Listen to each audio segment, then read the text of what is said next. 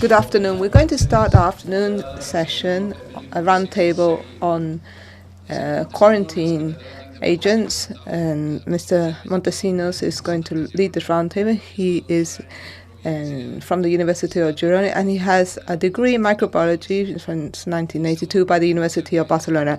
He carries out research on diseases. He also works in epidemiology and integrated control of diseases of fruit trees. He has led many research projects and R&D projects, and he's also in charge of European projects. He's published widely, more than 100 scientific articles in very relevant international journals in fields of microbiology and pathology. He has also edited 3 international books. He's also authored over 25 chapters on biocides and plant protection substances.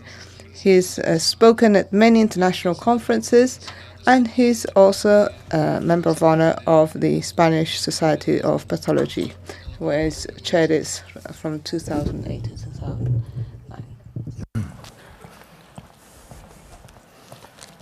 Bona tarda a tothom. Buenas tardes. Good afternoon.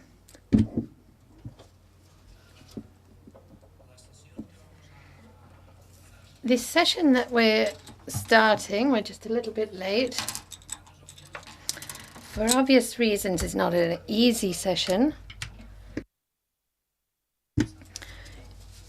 You'll hear that our messages are somewhat alarming, but that's what plant protection is like. And we'll be talking about quarantine pests and diseases. The scientific committee and the organizing committee, as you know, debate the topics that will be of most interest in quite a lot of depth.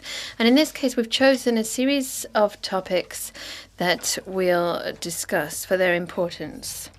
I want to start by explaining in detail some of the aspects that that are considered to be quarantine organisms, because possibly not everybody knows about this in great detail. We can use the most common definition,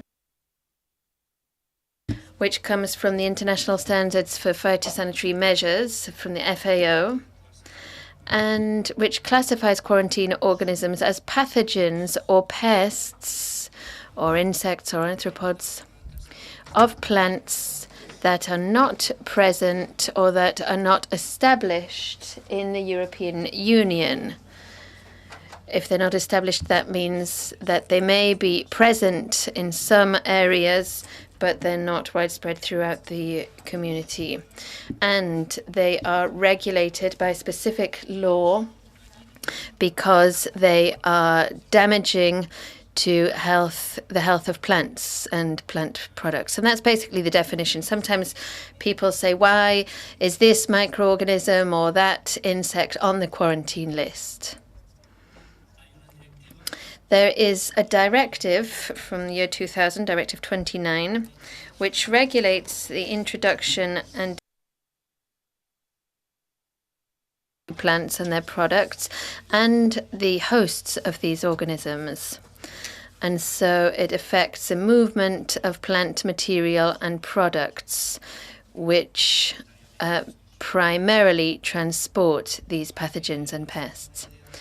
Just to give you an idea, on the list there are around 90 insects and nematodes, 18 bacteria, 45 fungi, and some 45 viruses and phytoplasma. So in total, it's a few hundred, or it's almost 200 organisms. The Commission is currently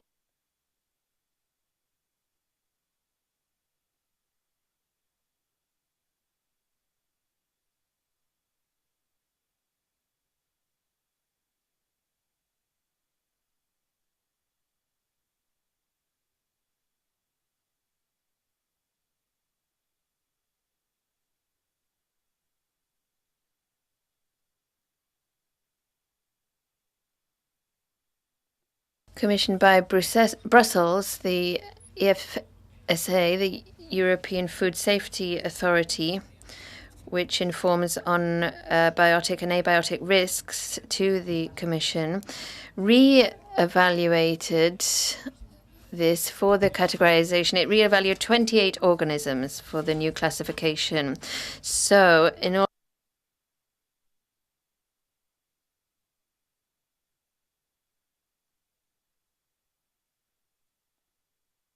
new ones will be put in, which may be a major problem to the European Union in the future.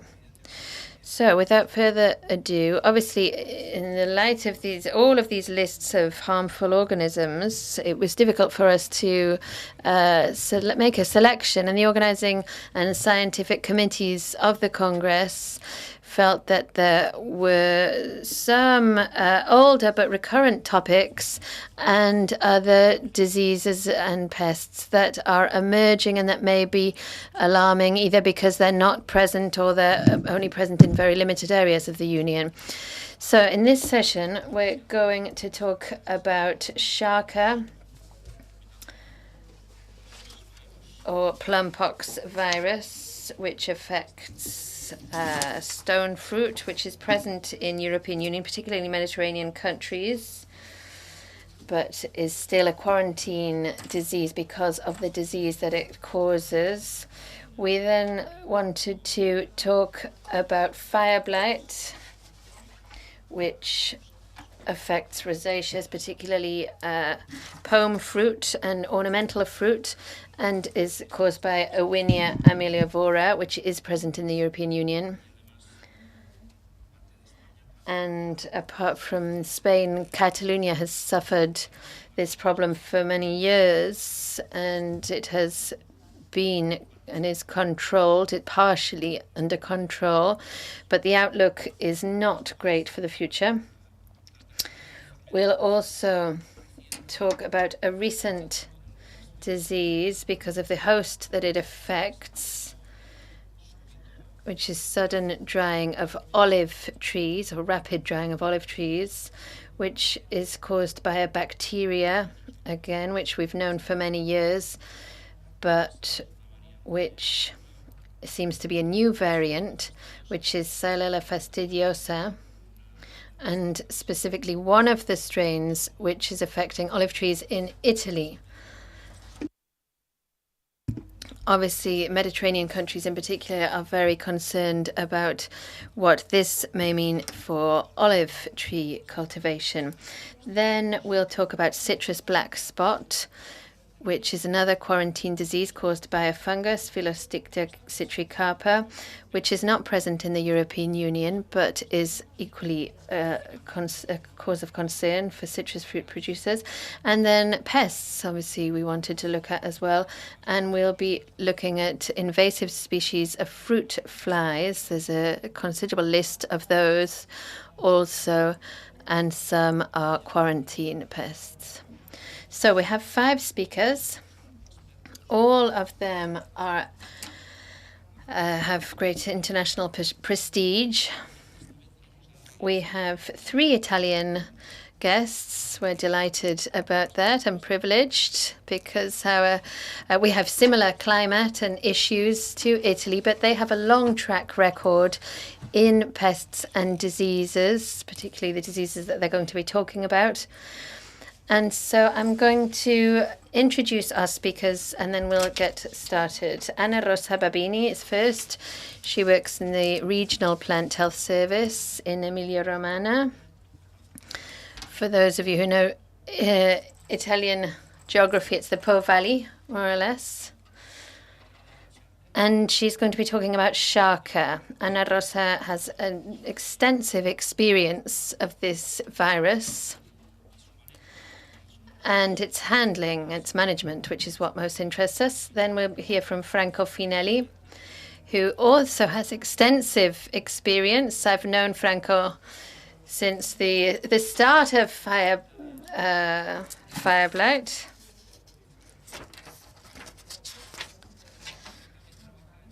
And he also works in the Regional Plant Protection Service in Emilia-Romagna. Thirdly, Donato Boschia, who, if I'm not mistaken, is a virologist, but has, for some years, as scientists often do, has moved into what is really problematic. And one of the main problems that Donato Boschia and his team work on, it has to do with Salmonella fastidiosa in olive trees, which at the moment is restricted to the Salento region in Italy. And he works in the Institute for Sustainable Protection of Plants, this CRNN, in Bari. And then we have Nikolaos Papadopoulos, who's an entomologist.